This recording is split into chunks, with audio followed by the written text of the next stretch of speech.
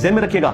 اور انجیل میں جو وہ آیت ہے نا کہ قیامت تک دجال پیدا ہوں گے جو جھوٹے دعوے نبوت کریں گے, نعوذ باللہ, دجال کا ورڈ موجود ہے انجیل کے اندر.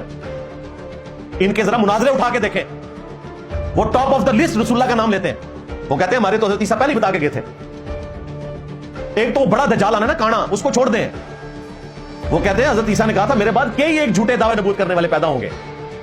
اب یہ الگ بات ہے کہ عیسیٰ ابن مریم کو بھی یہ نبی نہیں مانتے, انہیں خدا کا بیٹا یا خدا کہتے ہیں, اور دوسری طرف ہمارے پیغمبر کے بارے میں یہ بکواس کرتے ہیں. اور آج جو ہے وہ یہود و نصارہ سے محبت کی پینگے انجینئر کے بکس میں.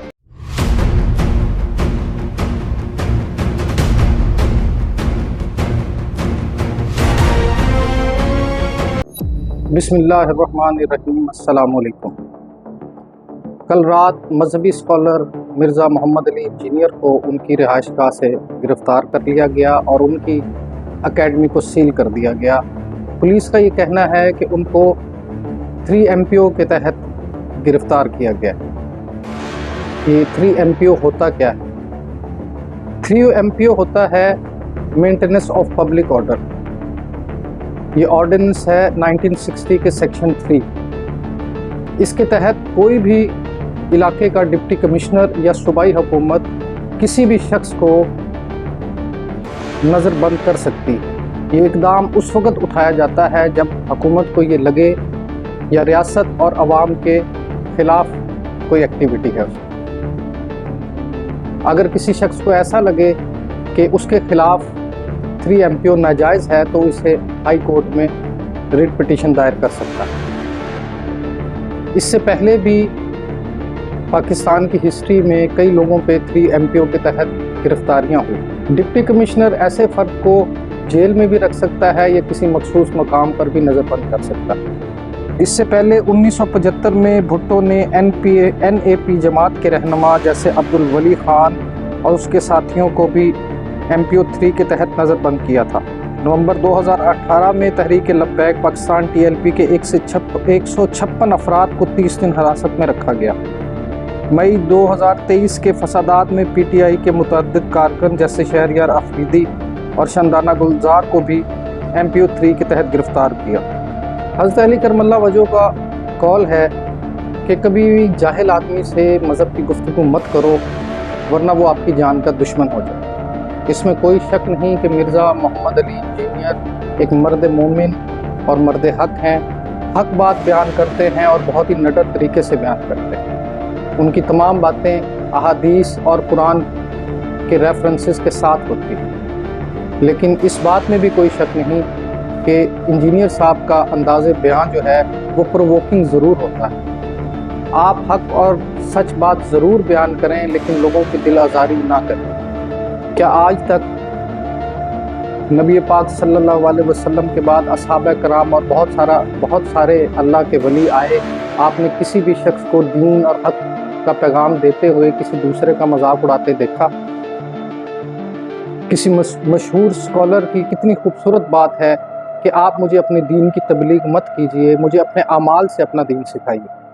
آپ ایک پڑھے لکھے مہذب شخص ہیں اور اللہ پاک نے آپ سے اتنے بڑے کام کے لیے آپ کو چن لیا, تو آپ کو چاہیے کہ آپ اللہ کا شکر ادا کریں اور لوگوں کی دل آزاری سے اجتناب کریں. دیکھیے, اگر آپ اس قسم کی فکریں استعمال کریں گے کہ تیرے بابے تے شے کوئی نہیں, تو کیا یہ کسی سمجھدار اور میچور شخص کا انداز ہو سکتا ہے؟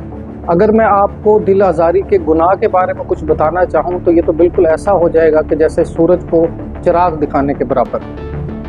آپ سے زیادہ بہتر دین کے معاملات کون سمجھتا ہے؟ مولانا اسحاق مدنی کے بعد اللہ پاک ان کی مغفرت فرمائے, آپ وہ دوسرے شخص ہیں جنہوں نے دین کو اتنی خوبصورتی سے اور سچائی سے بیان کرنا شروع کیا. اور میرا بھی یہی ماننا ہے کہ اگر اللہ کی کتاب موجود ہے اور ہمارے اہل سنت الجماعت میں اللہ کی کتاب کے بعد دوسری بڑی کتاب صحیح بخاری ہے, اگر ہمارے پاس یہ دونوں کتابیں اویلیبل ہیں تو ہمیں کسی تیسری طرف جانے کی ضرورت نہیں. مجھے آپ کی کسی بھی بات پہ کوئی اعتراض نہیں ہے, مجھے اعتراض ہے آپ کے انداز بیان جو کہ انتہائی پرووکنگ ہوتا ہے. کائنڈلی اس سے ایوائڈ کیجیے. اور سب سے ضروری بات یہ ہے کہ انسان جب حق اور سچ بیان کرتا ہے تو اسے تکلیفیں تو اٹھانی پڑتی ہیں. अल्लाह पाक ने कुरान पाक में फरमाया वतवासो बिल हक़ वतवासो बिस सब्र, जब हक़ की बात कहो तो फिर सब्र के लिए भी तैयार। अल्लाह पाक आपका हामी और नासिर हो। मेरी और बहुत सारे लाखों करोड़ों मुसलमानों की दुआएं आपके साथ हैं। आप जल्द अज जल्द खैर खैरियत से अपने घर आए और इस नेक काम को दोबारा से शुरू करें, लेकिन लोगों की दिल आज़ारी किए बगैर। ऐसा मुआशरा जिसमें तालीम के साथ साथ शऊर का भी फुकदान हो। हर ज़ुबान में हर लफ्ज़ के कई कई मानी होते हैं। जैसे मिसाल के तौर पे अरबी में भी जिन अल्फाज के कई मानी हैं। जैसे एक हदीस है मन कुन्तु मौला फ़हाज़ा अली मौला।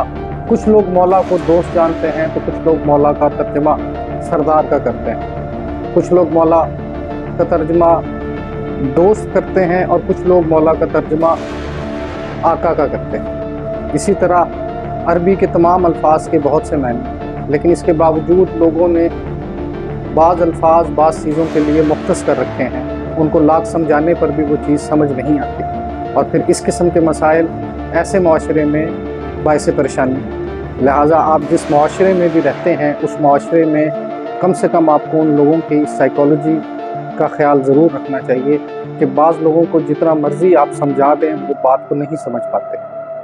उलमा इकराम से भी दरख्वास्त होगी मेरी कि आपस में प्यार मोहब्बत से रहें और इल्मी और अक्ली दलील से बात करें। किसी भी मजहबी उलमा का काम नहीं कि वो सियासी गुफ्तगू में इतना बढ़ चढ़ के हिस्सा लें कि वो बाकायदा किसी पार्टी का हिस्सा बन जाए। अक्लमंद लोग कहते हैं कि इंसान को एक वक्त पे एक महाज खोलना चाहिए। एक वक्त पे तमाम महाज को खोल देना कहीं की अक्लमंदी नहीं। अगर आपकी ज़िंदगी में कभी किसी से दुश्मनी नहीं हुई तो इसका मतलब ये साफ़ है कि आपने ज़िंदगी में बहुत सारे कंप्रोमाइज़ किए हैं। किसी की दुश्मनी हो जाना कोई बड़ी बात नहीं है। जब आप राह हक़ में खड़े होते हैं, अल्लाह की राह में एक नए काम के लिए खड़े होते हैं, तो दुश्मनों का पैदा होना कोई बड़ी बात नहीं। बस दुआ सिर्फ ये करनी चाहिए कि अल्लाह पाक दुश्मन दे भी तो आला ज़रूर। बहरहाल एक चीज़ को ज़रूर जहन में रखना चाहिए कि दिलेरी और बेवकूफ़ी में सिर्फ बाल जितना फ़र्क होता है। वस्सलाम।